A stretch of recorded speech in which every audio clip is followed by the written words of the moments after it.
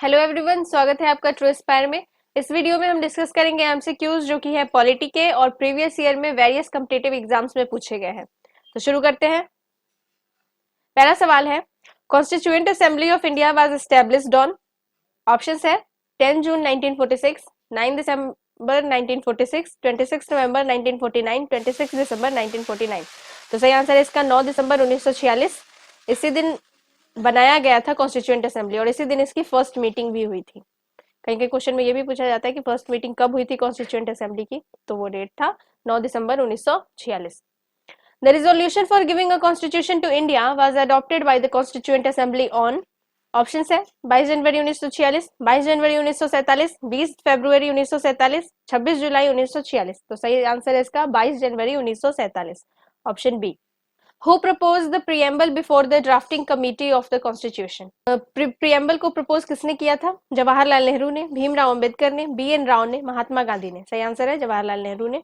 जवाहरलाल नेहरू ने objective resolution दिया था और यही ऑब्जेक्टिव रिजोल्यूशन फाउंडेशन बना था प्रियम्बल के लिए। कब दिया था इन्होंने ऑब्जेक्टिव रिजोल्यूशन? 13 दिसंबर 1946 को ऑब्जेक्टिव रिजोल्यूशन में दिया था इन्होंने 13 दिसंबर 1946 को।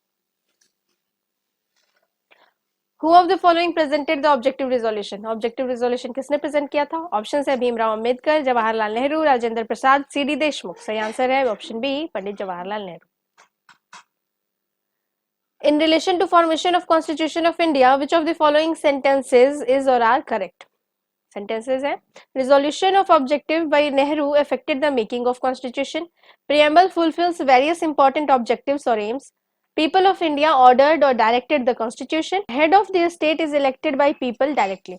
इसमें कौन कौन सा स्टेटमेंट सही है? तो इसमें स्टेटमेंट 1, 2 और 3 सही है, 4 गलत है।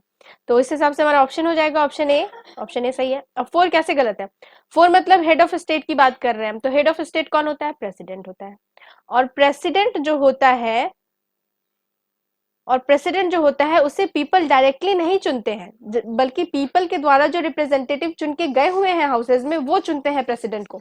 कौन कौन से लोग चुनते हैं? तो elected members of both the houses of parliament, state legislative assemblies and union territories, ये लोग मिलकर चुनते हैं प्रेसिडेंट को। यानी कि पीपल तो चुनते हैं लेकिन डायरेक्टली नहीं, indirectly.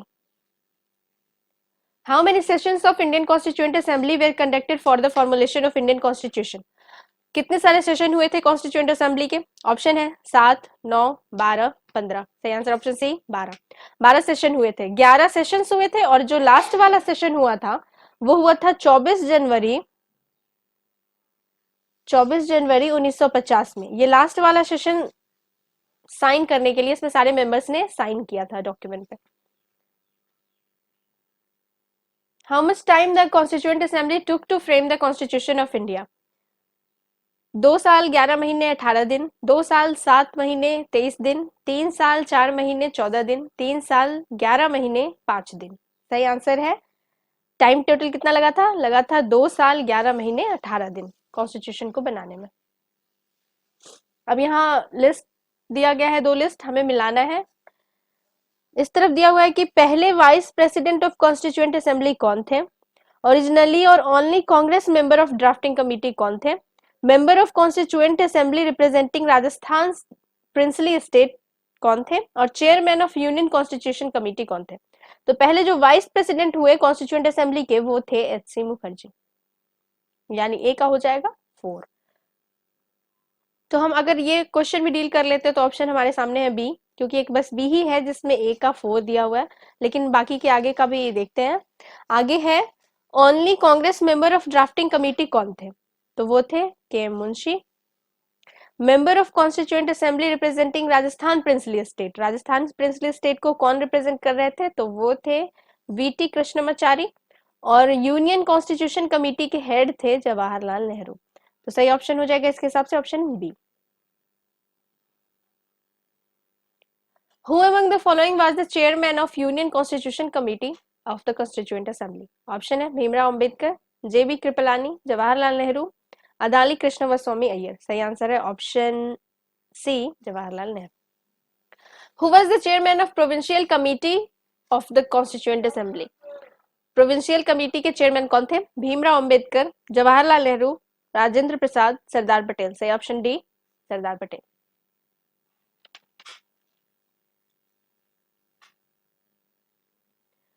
Who was the chairman of drafting committee of the Constituent Assembly? Bhimrao Ambedkar, Rajendra Prasad, Sachchidananda Sinha, C Rajagopalachari? सही आंसर है option A, Bhimrao Ambedkar. Who was the chairman of advisory committee procedure fundamental rights and minorities constituted by Constituent Assembly? Option है Pandit Nehru, Sardar Patel, B N Rau, Ambedkar? सही answer option B, Sardar Patel. The drafting committee of the Constitution Assembly under Dr. Bhimrao Ambedkar had how many other members? Bhimrao Ambedkar के अलावा कितने member थे? और तो भीमराव अंबेडकर के अलावा 6 मेंबर और थे। वो कौन कौन थे? वो थे एन गोपाला स्वामी अय्यर, अदाली कृष्ण स्वामी अय्यर, के एम मुंशी, मोहम्मद सादुल्ला, बी एल मित्तर और डीपी खेतान।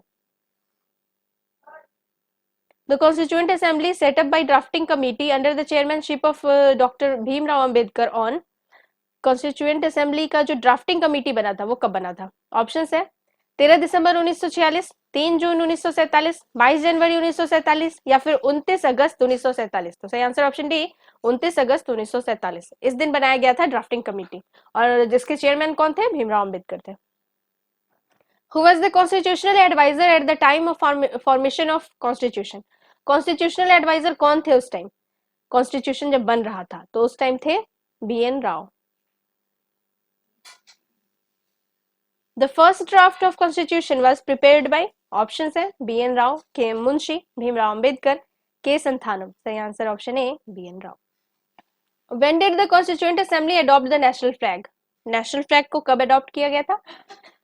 22 जुलाई 1947, 25 जुलाई 1947, 23 जुलाई 1947 या फिर 15 अगस्त 1947? सही आंसर है ऑप्शन ए, 22 जुलाई 1947। Who was the chairman of National Flag Committee? National flag committee जो बनी थी उसके चेयरमैन कौन थे? C Rajagopalachari, doctor Rajendra Prasad, J B Kripalani, Bhimrao Ambedkar? सही answer option B, Rajendra Prasad. Consider the following statements. The design of national flag was adopted by Constituent Assembly of India on 22nd July 1947. The wheel in national flag has 21 spokes. The ratio of the width of national flag to its length is 3:4. कौन कौन सा statement सही है national flag के बारे में? तो इसमें बस स्टेटमेंट 1 सही है और हमारा ऑप्शन हो जाएगा ए, 1 ओनली। बाकी 2 गलत है। कैसे गलत है? क्योंकि जो व्हील था नेशनल फ्लैग का उसमें 21 नहीं, उसमें 24 स्पोक्स थे। ठीक है, और रेशियो जो था विड्थ इज टू लेंथ का वो 3:4 नहीं बल्कि 2:3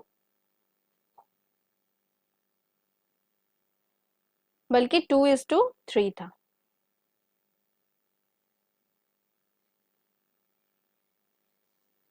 the constitution of India was completed on, तो कॉन्स्टिट्यूशन कब पूरा हो गया? ऑप्शन है हमारे जनवरी 26, 1950, नवंबर 26, 1949, February 11, 1948, none of the above is correct. तो कॉन्स्टिट्यूशन पूरा हो गया था नवंबर 26, 1949 को।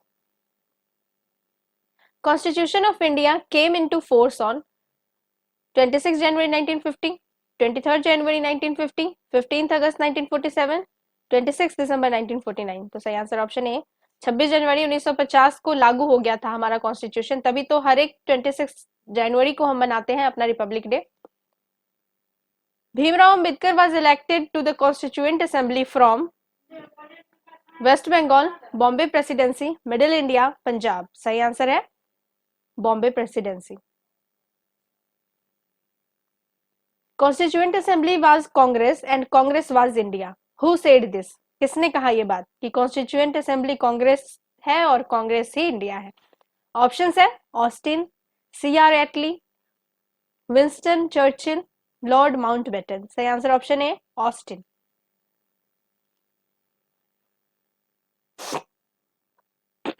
How many women members were there in the Indian Constituent Assembly? कितने वुमेन थे? 15, 13, 12, 10? सही आंसर है 15। Who said India is a quasi-federal state? Lord Bryce, Ivor Jennings, H.J. Lasky, K.C. Weir? सही answer option D, K.C. Weir। The state emblem was adopted by Government of India on 15 अगस्त 1948, 2 अक्टूबर 1947, 26 जनवरी 1950, 26 जनवरी 1948। सही answer option C, 26 जनवरी 1950। इसी दिन भारत का emblem choose किया गया था और जो कि लिया गया था अशोका पिलर सारनाथ वाराणसी से। इसमें क्या है, इसमें 4 एशियाटिक लायन है। कितने? 4 लायंस हैं और हमारा मोटो है सत्यमेव जयते।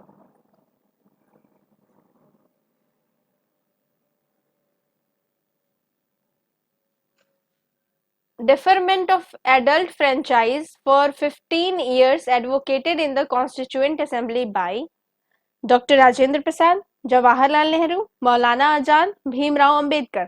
सही answer option C, Maulana Azad.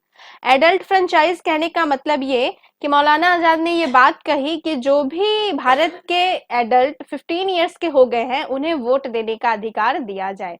ये बात कही मौलाना आजाद ने, लेकिन बाद में ये जो एज है 15 इयर्स का, ये बढ़ाकर कर दिया 18 इयर्स। यानी कि अभी जो भारत में 18 इयर्स के एडल्ट हो जाते हैं उन्हें हक है कि वो वोट दे सकते हैं और वो भारत के सिटीजन हैं। तो ये था हमारा आखिरी सवाल। मिलते हैं अगले वीडियो में। Thanks for watching. जय हिंद।